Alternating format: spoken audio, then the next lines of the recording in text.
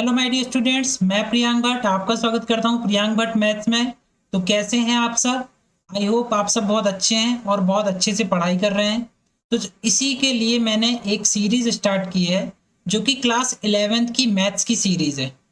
इसमें मैं आपको बिल्कुल बेसिक से ट्रिग्नोमेट्री सिखाने वाला हूं और इसकी जितनी भी एक्सरसाइज हैं उनको बहुत अच्छे से कैसे सॉल्व कर सकते हो वो भी सिखाने वाला हूं। ठीक है, आज हम बिल्कुल बेसिक देखने वाले हैं। इस क्लास में मैं आपको ट्रिग्नोमेट्री का मतलब क्या होता है, उसको कैसे आप यूज कर सकते हो और उसका बिल्कुल जो बेसिक स्ट्रक्चर होता है वो आज मैं आपको सिखाने वाला हूँ। ठीक है, अगर आप इस क्लास को पूरा देख लेते हैं और इसके अच्छे से नोट्स बना लेते हैं तो आपको पूरे चैप्टर में कहीं पर भी दिक्कत नहीं होगी।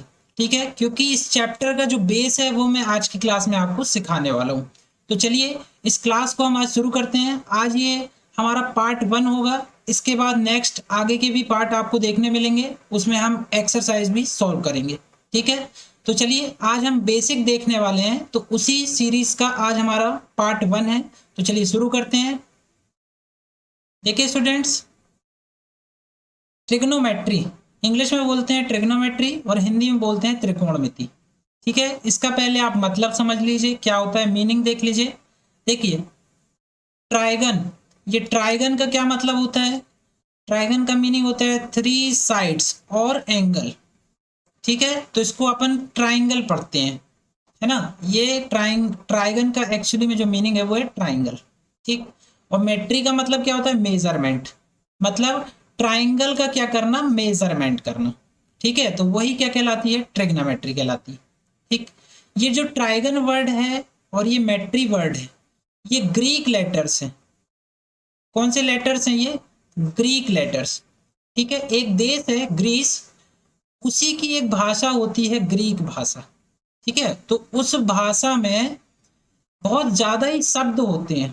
ठीक, इतने शब्द हैं कि आप नए नए शब्दों को बना भी सकते हो। इसीलिए जो भी आपको ये अलग अलग तरह के जो शब्द दिखाई देते हैं वो ज्यादातर जो होते हैं वो ग्रीक लेटर्स ही होते हैं, क्योंकि उसमें ऐसे वर्ड हैं, उसमें रूट वर्ड पाए जाते हैं जिनसे आप नए नए वर्ड बना सकते हो। ठीक, तो उन्हीं में से ये ट्राइगन निकल के आया है, ग्रीक लेटर जिसका मीनिंग होता है थ्री साइड्स और एंगल, जिसको हम ट्राइंगल बोलते हैं। और मेट्री का मतलब होता है मेजरमेंट। तो ट्राइंगल का क्या करना? मेजरमेंट करना ही क्या कहलाता है? ट्रिग्नोमेट्री। ठीक है, आगे समझ में। अब हिंदी में देख लो, त्रिकोणमिति। त्रि का मतलब क्या हो गया? तीन। कोण का मतलब तो समझ गए, एंगल और साइड्स दोनों मिलाकर है। और मिति का मतलब होता है मापना। मतलब तीन एंगल या साइड की जो ज्योमेट्री होती है, मतलब उसको हम क्या बोलते हैं? त्रिभुज बोलते हैं। उसको क्या करना? मापना। मतलब उसका मेजरमेंट करना ही क्या कहलाता है? त्रिकोणमिति कहलाता है। क्लियर? अब दोनों इंग्लिश और हिंदी दोनों में आपको मतलब समझ में आ गया है। तो चलिए मैं इसकी एक डेफिनेशन बता देता हूं आपको कि ट्रिग्नोमेट्री का क्या मतलब है। Trigonometry is a branch of maths that studies relationship between sides, lens, ये LENGTS होगा, lens and angles of triangles. ठीक है, त्रिकोणमिति का अर्थ क्या है? त्रिभुज का मापन। मतलब ओवरऑल आप एक ही शब्द में अगर समझोगे तो ट्राइंगल का मेजरमेंट करना ही क्या कहलाता है? ट्रिग्नोमेट्री कहलाता है। ठीक है, हिंदी में त्रिभुज का मापन करना क्या कहलाता है? ट्रिग्नोमेट्री कहलाता है। ठीक है स्टूडेंट्स, तो त्रिकोणमिति कहाँ लगेगी? किसी भी ट्राइंगल के अंदर लगेगी। ठीक, इस ट्राइंगल का साइड्स, ये क्या होती है? ट्राइंगल की साइड्स होती हैं। और ट्राइंगल में तीन ही साइड होती हैं, तो तीन साइड ये हो गई, और तीन क्या हो गए? एंगल हो गए। ये तीन एंगल हो गए, A B और C। और साइड हो गई AB, BC और CA। इस स्ट्रक्चर का मेजरमेंट करना ही क्या कहलाता है? ट्रिग्नोमेट्री कहलाता है। क्लियर है? चलिए आगे बढ़ते हैं। अब देखिए कुछ मैं आपको बेसिक ग्रीक लेटर्स बता देता हूँ। ठीक है, कुछ बेसिक लेटर्स होते हैं जिनको हम ट्रिग्नोमेट्री में यूज करेंगे, तो आपको वो नए ना लगे इसलिए मैं आपको बता देता हूँ। ये जो है सिंबल, ये होता है अल्फा। इसको क्या पढ़ते हैं? अल्फा। ठीक है, इसको क्या पढ़ते हैं? ये बीटा है। बी नहीं है, बीटा, बी से थोड़ा सा बड़ा रहता है नीचे। ये होता है गामा, गामा होता है ये गामा। ठीक है, ये होता है डेल्टा, डेल्टा ऐसा बनता है। ये होता है एप्सिलॉन, ये जीटा, ये eta, theta, iota, kappa, lambda, mu, nu, psi, omicron, pi, rho, sigma, tau, upsilon, upsilon है ये, एप्सिलॉन पढ़ते हैं इसको, पाई हो गया, साई हो गया, ये काई है, ये साई है और ये ओमेगा है। ये कुछ ग्रीक लेटर्स हैं जिनका आपको 11th की मैथ्स में, फिजिक्स में, केमिस्ट्री में, तीनों में ये यूज देखने मिलेगा। तो आपके लिए मैथ्स बस के लिए नहीं, सभी जगह आपको ये काम आ जाएंगे। इस लिस्ट को आप अच्छे से नोट कर लीजिएगा और इसको बार बार पढ़िए ताकि आपको ये लेटर्स याद हो जाए। ठीक है, ये बार बार यूज होते हैं सिंबल के तौर पर। इसके अलावा ट्रिग्नोमेट्री में कुछ और सिंबल यूज होते हैं जिनको मैं आपको बता रहा हूं। ये देखिए SIN, इसको क्या पढ़ते हैं? इसको पढ़ते हैं साइन। ठीक है, इसको क्या पढ़ते हैं? इसको पढ़ते हैं कॉस। ठीक, इसको क्या पढ़ते हैं? टेन, इसको पढ़ते हैं टेन। ये क्या है? ये है कोसेक, कोसेक। इसको क्या पढ़ते हैं? इसको पढ़ते हैं सेक। ठीक है, और इसको क्या पढ़ते हैं? कॉट। ठीक, साइन, कॉस, टेन, कोसेक, सेक और कॉट। अब आप सोच रहे होगे ये ब्रैकेट क्यों लगा है इसके ऊपर? ये ब्रैकेट लगा है, यहां भी ब्रैकेट लगा है, आपने ब्रैकेट तो पढ़ना बताया ही नहीं। तो अब आप समझिए, बहुत ही लॉजिक है इसमें। साइन जो होता है, साइन अपने आप में एक अधूरा है ये। अगर आप इसमें ब्रैकेट में कुछ नहीं लिखा है मतलब ये अधूरी चीज है साइन। कैसे अधूरी चीज है? जैसे देखिए, ये लिखा है, मान लो एक नाम लिखा है, मान लो मैंने एक नाम लिख दिया विनीत। ठीक, तो बताइए ये विनीत नाम अधूरा है कि नहीं? अगर आप कहीं डॉक्यूमेंटेशन कराने जाओगे या स्कूल में अगर आपसे कोई नाम पूछे तो क्या आप इतना ही नाम बताते हो विनीत? नहीं ना, पूरा बताते हो ना कोई क्या जुड़ा होता है, सरनेम जुड़ा होता है। तो आप इसमें क्या लगा दो, मान लो पटेल, तो ये क्या नाम हो गया? विनीत पटेल। अब ये क्या हो गया? कंप्लीट हो गया। मतलब ये सरनेम लगाना बहुत जरूरी है ना, इसी से तो SC ST OBC और जनरल की पहचान होती है।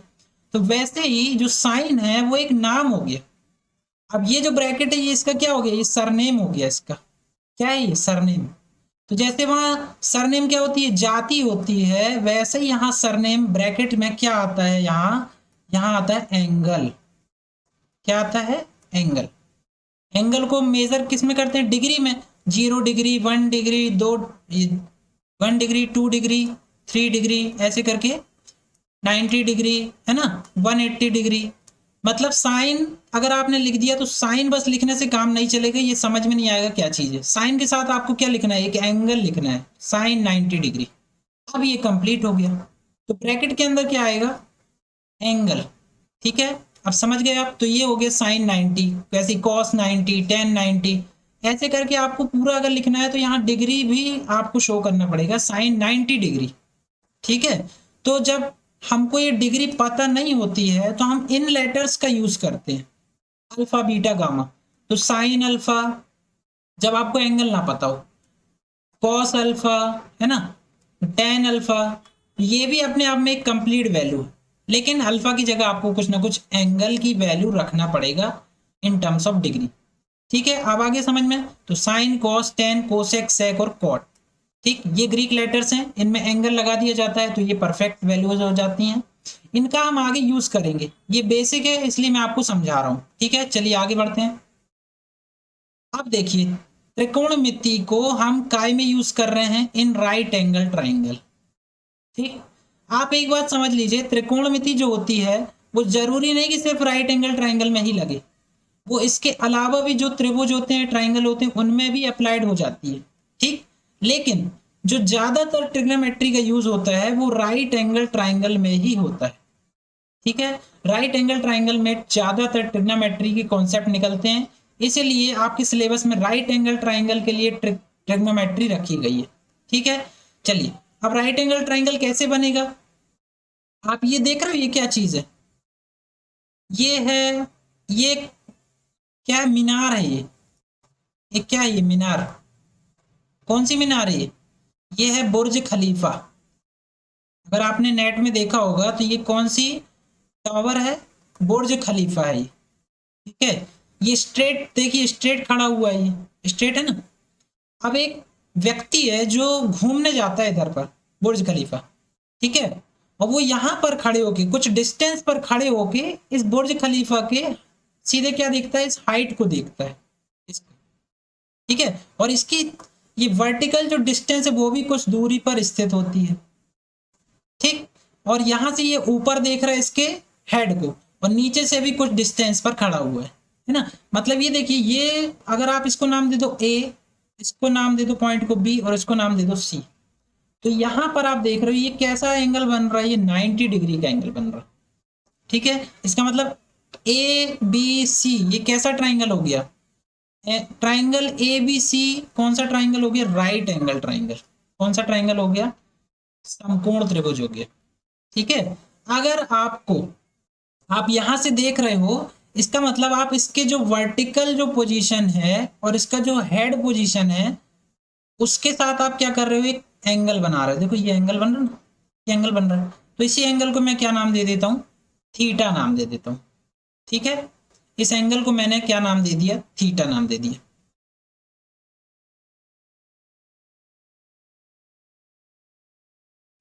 इस एंगल को मैंने क्या नाम दे दिया, थीटा, ठीक है। ये कैसा हो गया, कोण का फंक्शन है। अभी मैंने बताया आपको ग्रीक लेटर्स जो होते हैं, है ना, उन्हीं में से एक ले लिया मैंने, थीटा। अब यहाँ थीटा बन रहा है।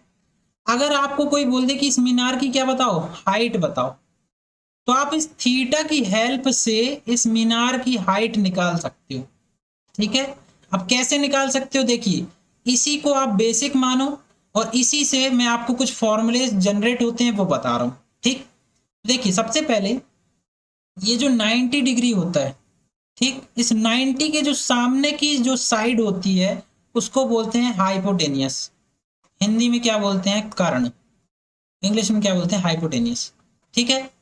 अच्छा, जो एंगल, जहां से एंगल बन रहा होता है, जहां से कोई व्यक्ति देख रहा होता है हेड पोजीशन को, और जो हॉरिजॉन्टल लाइन है उसके साथ जो एंगल बनता है, तो उसके सामने वाली जो साइड होती है वो क्या होती है, वो परपेंडिकुलर होती है। हिंदी में क्या बोलते हैं, वो होती है लंब, ठीक। तो ये परपेंडिकुलर हो गया। अब ये हाइपोटेनियस हो गया, ये परपेंडिकुलर हो गया, तो जो बच जाता है वो क्या है, वो नीचे है, इसलिए उसको क्या बोलते हैं, बेस। हिंदी में क्या बोलते हैं इसको, आधार बोलते हैं, ठीक है। ये हो गया हाइपोटेनियस, ये हो गया परपेंडिकुलर, और ये हो गया बेस। हिंदी में इसको बोलते हैं कर्ण, लंब और आधार।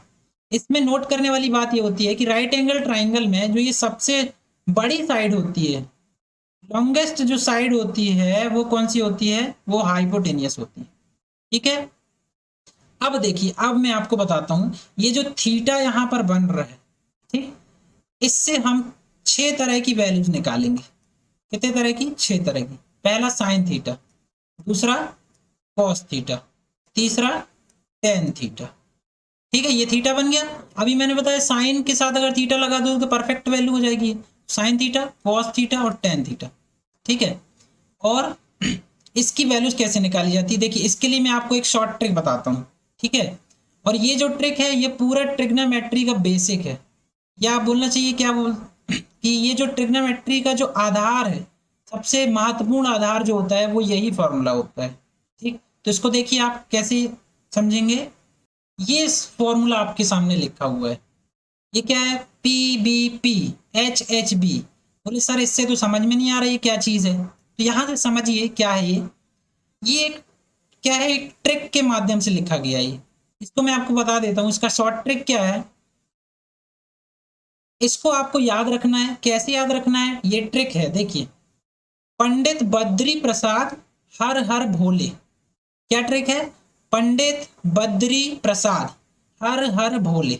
आपको ये ट्रिक याद रखना है, एक बार और सुन लीजिए, पंडित बद्री प्रसाद हर हर भोले। अब आप समझोगे कि इससे आप वैल्यू कैसे निकालेंगे। तो देखिए ये क्या है, P अपॉन एच। तो P अपॉन एच क्या होता है, परपेंडिकुलर अपॉन हाइपोटेनियस, तो ये होता है साइन, ठीक है। उसके बाद कॉस कैसे निकलता है, ये बाजू वाली वैल्यू, बेस अपॉन हाइपोटेनियस, तो बेस अपॉन हाइपोटेनियस क्या होता है, कॉस थीटा, ठीक है। टेन थीटा क्या होता है, परपेंडिकुलर अपॉन बेस, तो perpendicular upon base. Clear students. अब ध्यान दीजिए, साइन थीटा का जो रिवर्स होता है, उल्टा व्युत्क्रम, वो क्या होता है, वो होता है कोसेक थीटा, ठीक। उसको कैसे निकालोगे, वो होता है साइन थीटा आपने निकाली है P अपॉन एच, तो यहां से देखोगे तो यहां से जब साइन लेते हैं, कॉस लेते हैं और टेन लेते हैं, और जब यहाँ रिवर्स लेते हैं तो यहाँ आता है कोसेक सेक और कॉट। ठीक है, तो इसका उल्टा कर दोगे तो क्या आ जाएगा, कोसेक, मतलब एच अपॉन पी। यहां से H upon P, hypotenuse upon perpendicular कितना होता है, कोसेक।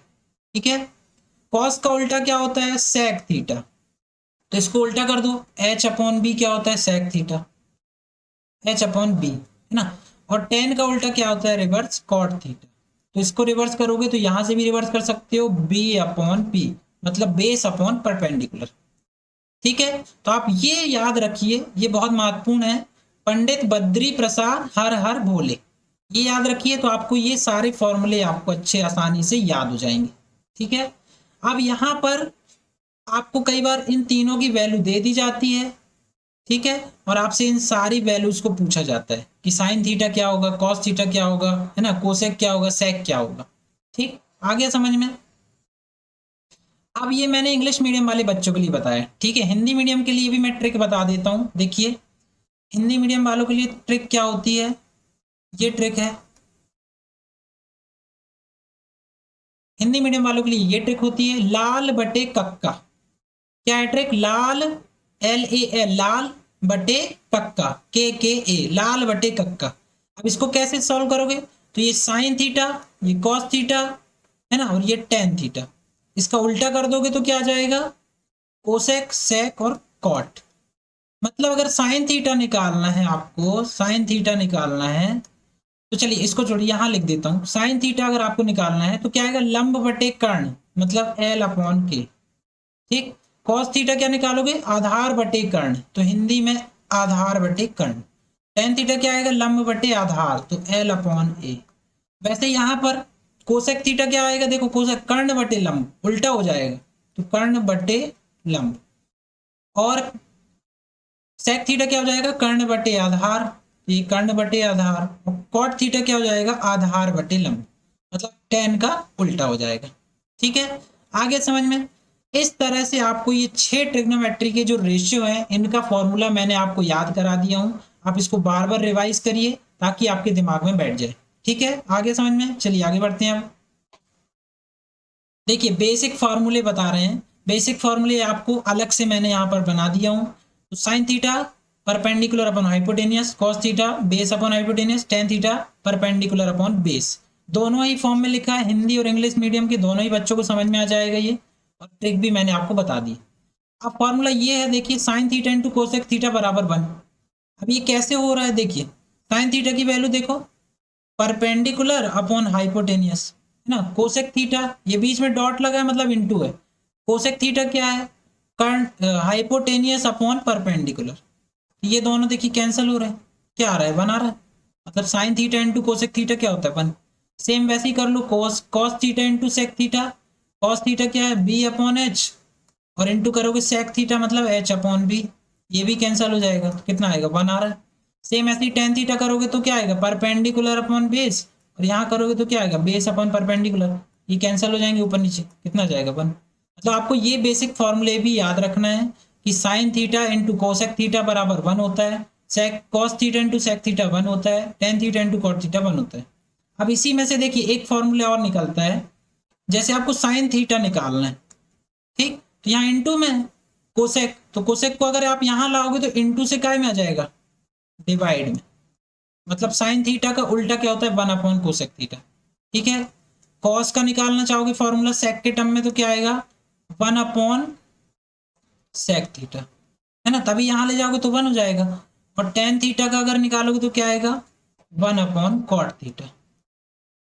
ठीक है, इस तरह से आप फॉर्मूले बना सकते हो। तो चलिए क्लियर हो गया, आगे बढ़ते हैं। एप्लीकेशन ऑफ पाइथागोरस थ्योरम, अब ये बहुत ही महत्वपूर्ण टर्म है, पाइथागोरस थ्योरम।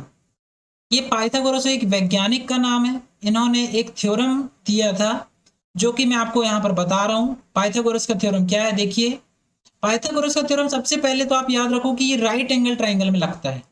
क्या में लगता है, राइट एंगल ट्राइंगल। अब राइट एंगल ट्राइंगल क्या होता है, ऐसा ट्राइंगल जिसका एक एंगल, एक कोई भी कोण कितना हो, 90 डिग्री का हो। कितने डिग्री का हो, 90। तो ये जो है सिंबल, ऐसा ये जो सिंबल बनाया जाता है ये 90 डिग्री का सिंबल होता है। ठीक, तो ये मैंने एक 90 डिग्री का क्या, एक समकोण त्रिभुज ले लिया, right angle triangle, triangle A B C is a right angle triangle, ठीक है। यहां पर मैंने क्या ले लिया, मान लो थीटा ले लिया।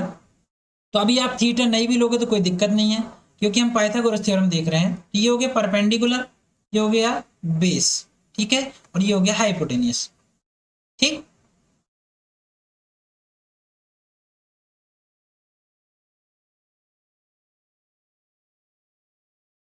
अब देखिए ये तीनों वैल्यूज दी हैं, तो पाइथागोरस ने क्या थ्योरम दिया था, इसको देख लो ध्यान से।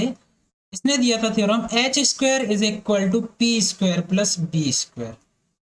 ये है पाइथागोरस का थ्योरम, ठीक। सिर्फ इतनी ही वैल्यूज उसने ये थ्योरम प्रस्तुत किया था।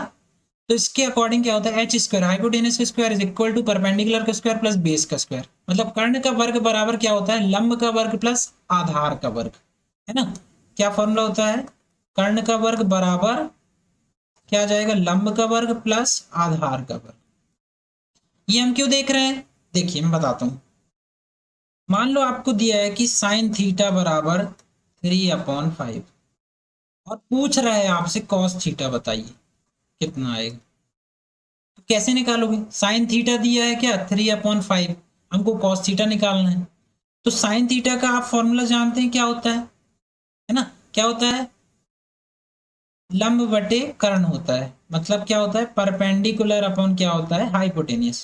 तो परपेंडिकुलर की वैल्यू कितनी है, देखिए 3, हाइपोटेनियस की वैल्यू कितनी है 5। अब इसमें से आप कॉस थीटा कब निकाल सकते हो, जब आपको बेस की भी वैल्यू पता हो। तो कॉस नहीं, आप सारी वैल्यूज निकाल सकते हो, लेकिन आपको ये तो पता हो। तो इस बेस की वैल्यू कैसे निकालोगे आप, इस बेस की कैसे निकालोगे वैल्यू, अगर हाइपोटेनिस 5 दिया है, परपेंडिकुलर 3 दिया है, तो बेस की वैल्यू कैसे निकालोगे, इस थ्योरम की हेल्प से। तो इसी को बोलते हैं पाइथागोरस थ्योरम। इसमें वैल्यूज रख दीजिए तो आपका बेस जो है वो निकल आएगा। तो हाइपोटेनिस देखिए कितना है, 5 का स्क्वायर, है ना। परपेंडिकुलर कितना है, 3 का स्क्वायर प्लस हमको क्या चाहिए, बेस का स्क्वायर। तो ये हो गया 25, ये हो गया 9 और प्लस हो गया बेस का स्क्वायर, ठीक है। तो 25 माइनस 9, यहाँ आ गया बेस का स्क्वायर, ये कितना हो गया 16 बराबर बी, सॉरी बी स्क्वायर। तो बी बराबर कितना आ जाएगा, √16, ठीक है। ये आएगा +-4। तो माइनस वाली वैल्यू नहीं लेना, क्योंकि जो ये लेंथ है वो नेगेटिव नहीं होती है, ठीक। क्योंकि लेंथ को हम नेगेटिव में नहीं लेते हैं, इसलिए प्लस वाला साइन लेंगे। तो बेस की वैल्यू कितनी आ जाएगी 4। तो यहाँ आ गई बेस की वैल्यू 4। अब आप ट्रिग्नोमेट्री के जितने भी मैंने आपको बताए, साइन कॉस टेन, है ना, सेक कोसेक कॉट, सारी वैल्यूज अब इसकी हेल्प से आप फॉर्मूले की सहायता से निकाल सकते हो, ठीक है। तो मेरा मकसद आपको ये पाइथागोरस थ्योरम समझाना है कि अगर आपको एक दो वैल्यूज दी हो तो आप तीसरी वैल्यू कैसे निकाल सकते हो, ठीक है। चलिए आगे समझ में, अब आगे बढ़ते हैं। देखिए स्टूडेंट्स, कुछ पेयर्स चलते हैं पाइथागोरस थ्योरम के। इन पेयर्स को आप हो सकता है याद ना कर पाओ, लेकिन इन पेयर्स को थोड़ा बहुत आप याद रखिए, बेसिक वाले। तो इनको याद रखोगे तो आपके लिए बहुत हेल्पफुल होगा, ठीक। सबसे पहले मैं आपको एक ट्रिक बता देता हूं। जैसे ये पेयर चलता है 3 4 5, तो 3 और 4 जो वैल्यू होती हैं वो परपेंडिकुलर या बेस की हो सकती हैं। या तो बेस 3 होगा या बेस 4 होगा। तो परपेंडिकुलर 3 होगा तो परपेंडिकुलर 4 होगा। लेकिन जो सबसे बड़ी वाली साइड है वो क्या होती है, हाइपोटेनियस। तो इस 3 4 5 का एक पेयर जो होता है उसमें पाइथागोरस थ्योरम जो होता है वो सही होता है। वैसे ही 3 4 5 के अलावा और भी जो पेयर्स होते हैं, देखिए 5 12 13, है ना, 13 क्या हो गया, हाइपोटेनियस। बाकी दो वैल्यू या तो बेस होंगी या परपेंडिकुलर होंगी। वैसे ही 7 24 25, 25 हाइपोटेनियस। 8 15 17 ये भी पाइथागोरस को फॉलो करता है। 9 40 41 ये भी पाइथागोरस को फॉलो करता है। 11 60 61 ये भी करता है ना। तो ये जो सबसे बड़ी वैल्यू होती है वो हाइपोटेनियस की हो जाती है, और बाकी वैल्यू की हो जाती है परपेंडिकुलर और बेस की वैल्यू जाती है, ठीक है। ज्यादातर आपको ये जो मैंने आपको यहाँ पर इतनी वैल्यूज लिखी हैं, ये आपको ग्रेजुएशन लेवल तक आपको दिखाई देंगी। जब आप ग्रेजुएशन की भी पढ़ाई करोगे तो लगभग आपको इतनी ही वैल्यूज से काम चल जाएगा। तो आप अगर आज सीख लेते हो तो आपको ये ग्रेजुएशन से लेके आगे तक की पढ़ाई जो भी आप करते हो वहां पर ये काम आ जाएगा, ठीक है। इससे ज्यादा टफ नहीं आएगा। हाँ, मैं इसका एक लॉजिक आपको बता देता हूँ कि इन्हीं नंबर्स पे कई बार मल्टीप्लाइड कर देता है तो वैल्यूज चेंज हो जाती हैं, लेकिन बेस उनका यही रहता है। जैसे इसमें 2 का कर दो तो 3 दूनी 6, 4 दूनी 8 और 5 दूनी 10, देखिए है वही चीज, लेकिन 3 4 5 से बना है ये, उसमें 2 का मल्टीप्लाइड कर दी। आप 3 का भी कर सकते हो, 3 का कर दोगे तो 3 3 9, 3 चौके 12, 3 5 15, मतलब ये पेयर भी सेटिस्फाई होगा, ये पेयर भी होगा।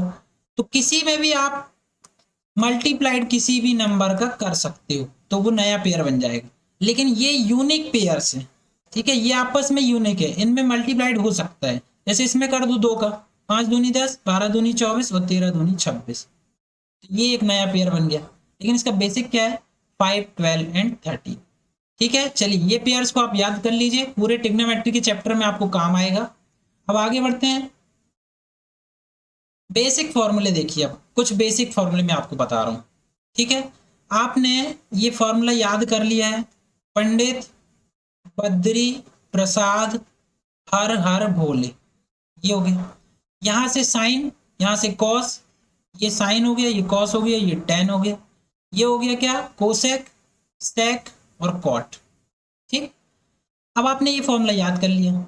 अब देखिए मैं आपको कुछ लॉजिक बताता हूं। देखिए साइन थीटा क्या होता है, पी अपॉन एच होता है, ठीक। अच्छा कॉस थीटा क्या होता है, वो होता है क्या, बेस अपॉन हाइपोटेन्यूज। अगर इन दोनों को आप डिवाइड दे दो तो देखिए क्या बन रहा है, दोनों को डिवाइड दोगे तो पी अपॉन एच, इसको हम ऊपर ले जाते हैं तो ये इनटू में आ जाता है, और ये जो बी अपॉन एच है उससे क्या बन जाता है, एच अपॉन बी बन जाता है।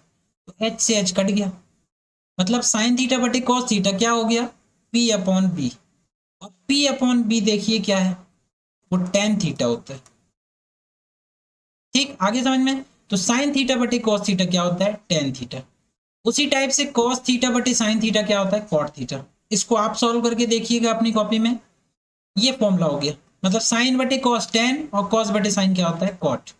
ठीक, अब ये फॉर्मूला आप देख रहे हो, sine square theta plus cos square theta is equal to 1। तो साइन थीटा की वैल्यू देखिए कितनी है, हम करके देखते हैं, इसको प्रूफ करके देखते हैं। साइन स्क्वायर थीटा है ना, इसका मतलब क्या हुआ कि साइन थीटा की जो भी वैल्यू हो उसका स्क्वायर। अब देखिए स्क्वायर लगाने का तरीका होता है, इसमें स्क्वायर का ये मतलब नहीं कि आप स्क्वायर थीटा का भी स्क्वायर कर दो साइन का भी कर दो, ऐसा नहीं होता। आप किसका स्क्वायर करोगे, हमेशा साइन का स्क्वायर। थीटा अलग टर्म है ना, मतलब साइन थीटा की जो वैल्यू आ रही है उसका स्क्वायर। ठीक है, तो उसको लिखा कैसे जाता है, साइन स्क्वायर थीटा। थीटा में स्क्वायर नहीं लगता, साइन में लगता है। जो भी पावर है वो इस साइन कॉस टेन में लगेगी, ठीक, थीटा में नहीं लगाना आप। चलिए यहाँ पर कॉस थीटा इसका स्क्वायर बराबर 1, ये सही है कि नहीं, कैसे देख लीजिए। इसकी वैल्यू है पी अपॉन एच इसका होल स्क्वायर, प्लस इसकी वैल्यू कितनी है, बी अपॉन एच इसका भी whole square is equal to 1। अब ये सही हो रहा है कि नहीं, देखिए अब स्क्वायर करोगे तो इसका मतलब हुआ पी का भी स्क्वायर और एच का भी स्क्वायर, प्लस यहाँ पर क्या मिलेंगे हुआ, बी का भी स्क्वायर और एच का भी स्क्वायर इज इक्वल टू 1। अब दोनों में एच स्क्वायर कॉमन है तो एच स्क्वायर कॉमन ले लिए, ये क्या हो जाएगा, B square plus B square, ठीक है, ये 1। अब भी मैंने आपको बता के आया हूँ, पाइथागोरस का जो थ्योरम होता है, परपेंडिकुलर का स्क्वायर प्लस बेस का स्क्वायर किसके बराबर होता है, हाइपोटेनियस के स्क्वायर के बराबर। और नीचे भी क्या है, हाइपोटेनियस। ये एक एच से एच कैंसिल हो गया तो यहाँ आ गया 1, मतलब L H S is equal to क्या आ रहा है, आर एच एस। मतलब sine square theta plus cos square theta is equal to 1 होता है। क्लियर है, आगे समझ में। तो sine square theta plus cos square theta ये 1 होता है, ये हमने सीख लिया। ठीक, इसको मैं लिख लेता हूँ is equal to 1।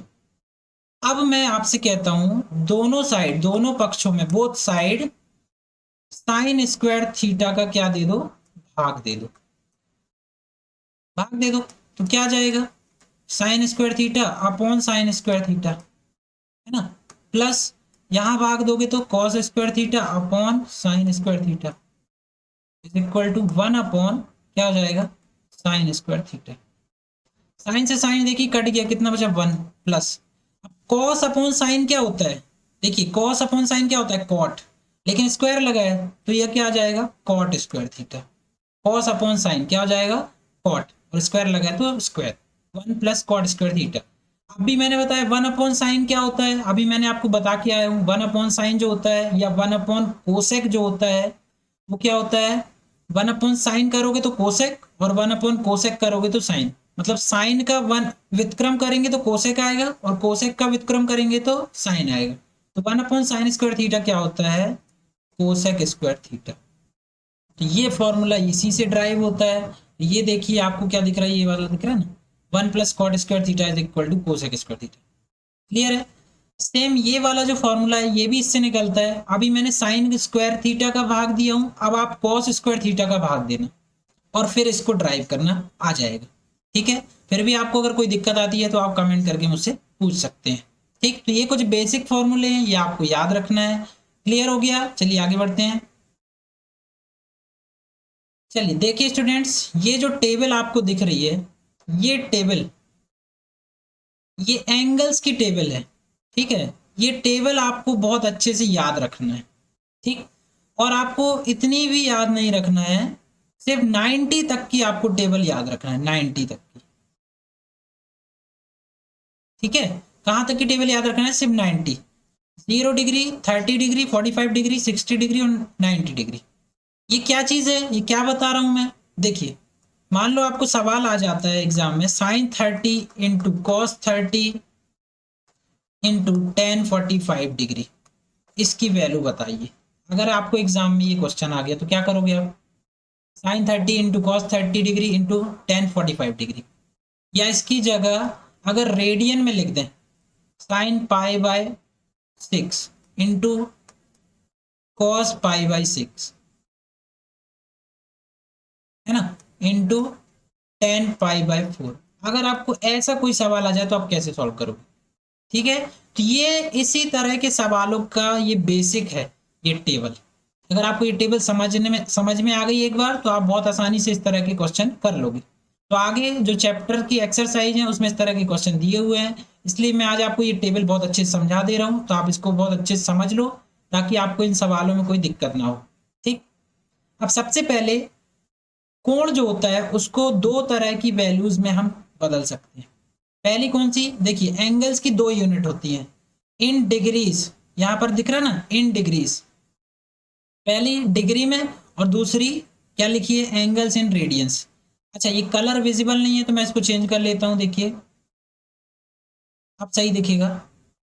Angles in degree, है ना, मतलब डिग्री में एंगल को नापा जाता है तो कैसे लिखा जाता है? 0 उसके ऊपर छोटा बिंदु 0 डिग्री, 30 तो उसके भी ऊपर छोटा सा बिंदु 30 डिग्री, 45 डिग्री, 60 डिग्री, 90 डिग्री। ठीक है, अगर रेडियन में नापा जाता है, रेडियन में, तो रेडियन में कुछ नहीं लिखा जाता है, उसको पाई के टर्म में विभक्त करते हैं। तो 0 को तो 0 ही लिखते हैं, 30 को π/6, 45 को π/4, है ना, 60 को π/3 और 90 को π/2। ये पाई में कैसे कन्वर्ट हो गया ये मैं आपको डिटेल में बताऊंगा अगली क्लास में, अगले लेक्चर में। ठीक, इसके लिए पूरी एक्सरसाइज दी हुई है, 3A करके एक एक्सरसाइज है, वो मैं आपको अगले लेक्चर में पूरी डिटेल में समझाऊंगा। अभी आप सिर्फ ये समझ लो, ये डिग्री में परिवर्तन है एंगल का और ये रेडियन में है। ठीक है, चलिए, तो साइन, ये टेबल समझिए, ये साइन है, तो साइन की 0 डिग्री में वैल्यू कितनी होती है? 0। 30 डिग्री, साइन 30 डिग्री कितना होता है? 1/2। या π/6 कितना होता है? 1/2। साइन 45 डिग्री या साइन π/4 कितना होता है? 1/√2। साइन 60 डिग्री क्या होता है? √3/2। और साइन 90 डिग्री क्या होता है? 1। या साइन π/2 क्या होता है? 1। ये आपको वैल्यूज याद होना चाहिए। ये वैल्यूज ऐसे तो याद होंगी नहीं, तो उसके लिए देखिए मैं आपको बहुत अच्छी एक ट्रिक बता देता हूँ कैसे आप इसको सॉल्व कर सकते हो। एक बहुत अच्छी मैं आपको ट्रिक बता रहा हूँ, उस ट्रिक को आप देख लीजिए, आपको बहुत आसानी से समझ में आ जाएगा कि आप इसको कैसे याद रखोगे। ठीक, सबसे पहले आप लिखिए 0, 1, 2, 3, 4, 0 से लेके 4 तक नंबर लिख लो। ठीक है, सब में 4 का भाग दे दो, भाग दे दिए। सबका क्या ले लो? अंडर रूट ले लो। ठीक है, अंडर रूट ले लिए। ठीक, तो 0 के कुछ भी बटे में लिखोगे तो 0 ही आएगा, है ना। 1/√1/4 क्या होता है? 1/2 होता है। ये 2 एकम 2, 2 दूनी 4, ये क्या बचेगा? 1 तो बाहर आ जाएगा लेकिन √2 रहेगा। यहाँ क्या हो जाएगा? √3, लेकिन 4 बाहर आ जाएगा तो 2, ये 1, 4 एकम 4, 2 ही कितना हो जाएगा? 1। ये जो वैल्यूज आई है देखिए स्टूडेंट्स, ये साइन की वैल्यू है। किसकी वैल्यू? साइन की। साइन 0 डिग्री पे 0, 30 डिग्री पे 1/2, 45 पे 1/√2, 60 पे √3/2 और 90 पे 1 होता है। ठीक, आगे समझ में इस फॉर्म में निकालना है। अगर आपको याद नहीं भी आता तो आप ये तुरंत कर सकते हो। ठीक, अब देखो कॉस की कैसे निकालते, कॉस की वैल्यू, ये जो वैल्यूज दिख रही है ना, इनको रिवर्स फॉर्म में लिख दो, यहां से लिख दो। अब मतलब ये 1 को पहले लिख दो, 1, फिर क्या आ रहा है √3/2, ठीक, फिर क्या आ रहा है 1/√2, फिर क्या आ रहा है 1/2 और फिर आ रहा है 0। देखिए कॉस की वैल्यू क्या आ रही है यहाँ, 1, फिर √3/2, फिर 1/√2, फिर 1/2, फिर 0, है ना। तो वही आ रही ना, 1 √3/2, 1/√2, 1/2 और 0। साइन की मिल गई आपको वैल्यू, ठीक है, और कॉस की मिल गई। अब टेन आप जानते हो क्या होता है, टेन होता है साइन बटे कॉस। तो साइन जीरो पे अगर आपको वैल्यू निकालना है, साइन जीरो पे, तो साइन साइन जीरो बटे कॉस जीरो, इन दोनों की वैल्यू को लिख दो। तो जीरो है साइन जीरो और कॉस जीरो है 1, तो टेन जीरो कितना जाएगा, 0/1 मतलब कितना हो गया 0। देखिए टेबल में दिख रहा है ना, 0 आ रही। ठीक है, अब 30 डिग्री पे निकालना है, तो साइन 30 कितना है, देखो 1/2 है, और कॉस 30 कितना है, √3/2 है। तो 2 से 2 कट गया, कितना आ गया 1/√3। आगे समझ में, तो टेन 30 कितना होता है, 1/√3 होता है। ठीक, सेम वैसे ही करो, साइन 45 डिग्री 1/√2 और कॉस 45 1/√2, इसको डिवाइड लेंगे तो टेन 45 हो जाएगा। देखो दोनों एक सी वैल्यू, कितना आ गया 1 आ गया। यहाँ पर देखिए टेन 45 डिग्री की वैल्यू कितनी है 1। सेम ऐसे ही आप 60 की निकाल सकते हो, बस मैं आपको 90 की बता देता हूँ। साइन 90 कितना होता है, देखो टेन 90 निकालना है आपको, तो टेन 90 क्या होगा, साइन 90 बटे कॉस 90। ठीक है, तो साइन 90 कितना है 1, देखो 1 है ना, और कॉस 90 कितना है 0।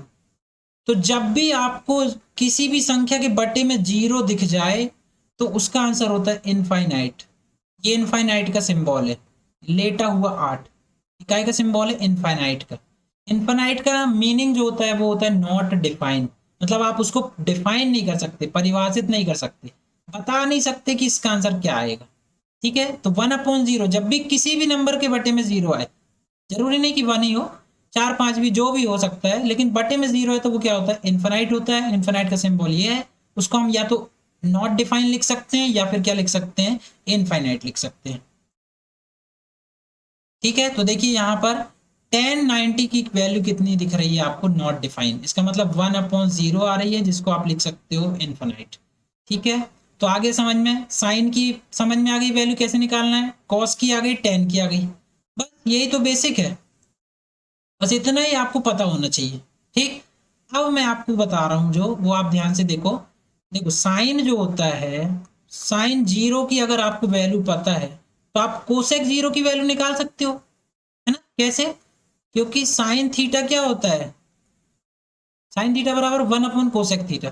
तो कोसेक थीटा बराबर, अगर कोसेक 0 डिग्री निकालना है तो 1/साइन कर दो, 1/साइन 0, मतलब साइन 0 की वैल्यू कितनी है 0, तो कोसेक 0 क्या हो जाएगी 1/0। तो ये भी क्या हो जाएगा, देखो ये सी एस सी का मतलब होता है कोसेक। ठीक है, तो ये भी 1/0 हो रहा है, मतलब इन्फाइनाइट हो रहा है, इसका मतलब ये नॉट डिफाइन है। ठीक है, तो आपको अगर साइन की याद है तो कोसेक की याद करने की जरूरत नहीं है, उसको आप पलट दो। अगर देखो साइन 30 1/2 है, तो कोसेक 30 कितना हो जाएगा, उसका उल्टा 2/1, मतलब कितना हो गया 2/1 का मतलब 2। 1/√2 है तो √2/1 मतलब √2। यहाँ √3/2 है तो ये हो जाएगा 2/√3। यहाँ 90 कितना है 1 है, तो 1 का उल्टा करोगे 1/1 तो भी 1 ही आएगा। ठीक, वैसे ही कॉस का उल्टा क्या होता है सेक, तो कॉस की जो वैल्यू है 0 डिग्री पे 1 है, तो इसका उल्टा करोगे 1/1 तो 1 ही आएगा। यहाँ करोगे √3/2 तो 2/√3, यहाँ 1/√2 तो √2/1, यहाँ 1/2 तो 2/1, यहाँ 0/1 है, ये उल्टा करोगे तो 1/0 बन जाएगा, जो कि क्या है इनफाइनाइट, नॉट डिफाइन। ठीक, वैसे ही टेन की वैल्यू अगर आपको पता है तो आप कॉट की भी निकाल सकते हो। तो टेन 0 डिग्री 0/1, कॉट 0 कितना हो जाएगा 1/0, मतलब इनफाइनाइट नॉट डिफाइन। सेम वैसे ही 1/√3 है तो √3/1 मतलब √3, 1 है तो 1/1 का उल्टा करोगे तो भी 1/1 1 ही आएगा। यहाँ पर कितना है √3/1 तो 1/√3, और यहाँ पर नॉट डिफाइन है, तो इसको ध्यान से समझिए। नॉट डिफाइन का मतलब होता है 1/0 है, तो जब इसको उल्टा करोगे तो ये 0/1 हो जाएगा। तो 0/1 नॉट डिफाइन नहीं होता, 1/0 नॉट डिफाइन होता है, तो 0/1 की वैल्यू 0 हो जाएगी। तो याद रखिए किसी भी संख्या के अगर ऊपर 0 आ रहा है, ऊपर अगर 0 आ रहा है तो आंसर 0 होता है, लेकिन अगर नीचे 0 आ रहा है तो वो होता है इनफाइनाइट, मतलब नॉट डिफाइन होता है। ठीक है, आई होप अब आपको ये पूरी तरह से क्लियर हो गया होगा, तो इसको आप बहुत अच्छे से प्रैक्टिस करिए। अच्छा, एक चीज और देख लीजिए, आप बोलोगे ये वैल्यूज आपने क्यों नहीं बताई हैं, तो स्टूडेंट्स इसको अच्छे से ध्यान रखिए। 0 से लेके 90 तक की ही वैल्यूज जो होती हैं, sine cos tan cot cosec sec, इसमें अलग अलग होती हैं। इसके बाद अगर आप आगे बढ़ोगे तो ये ही वैल्यूज रिपीट होने लगती हैं। ठीक है, तो जब वो वैल्यूज रिपीट होने लगती हैं तो हम रिपीट वाली वैल्यू क्यों याद रखेंगे? उसके लिए अगर आपको मान लो 180 निकालने आ जाए, ठीक है, अगर आपको याद नहीं है और 180 निकालने आ जाए, तो मैं आपको आगे की एक्सरसाइज में इसका तरीका बताऊंगा कि इन्हीं की हेल्प से आप 180 डिग्री की वैल्यू बहुत आसानी से निकाल सकते हो। ठीक है, तो आपको इसके आगे की वैल्यू याद करने की बिल्कुल जरूरत नहीं है। ठीक, अगर आपको ये याद है तो मैं आपको आगे ऐसी ट्रिक बताऊंगा कि आप इन्हीं की सहायता से ये सारी वैल्यू और इससे बड़ी वैल्यू भी, मान लो 1150 डिग्री भी आ जाए, तो भी आप इसकी वैल्यू बहुत आसानी से इनकी सहायता से निकाल सकते हो। तो आपको सिर्फ ये वाली वैल्यूज याद रखना है, इसके लिए मैंने आपको तरीका बता दिया है, तो आप उसको बहुत अच्छे से बार बार रिवाइज करिए, ताकि आपको मैं अगर अगली एक्सरसाइज कराऊं तो वहां पर आपको कोई प्रॉब्लम ना आए। ठीक है, तो स्टूडेंट्स ये था आज हमारा ट्रिग्नोमेट्री का बेसिक कॉन्सेप्ट। ठीक है, ये आज बेसिक क्लास थी, आप इसको बहुत अच्छे से पढ़िए, बहुत अच्छे से बार बार देखिए और इसके बहुत अच्छे से नोट्स बना लीजिए। अगर आपने ये क्लास बहुत बढ़िया तरीके से पढ़ी है तो आपको आगे आने वाली एक्सरसाइज में बिल्कुल भी दिक्कत नहीं होगी, आप बहुत तेजी से और बहुत जल्दी सवाल लगा पाओगे। ठीक है, so thanks for watching. For more update please like share and subscribe.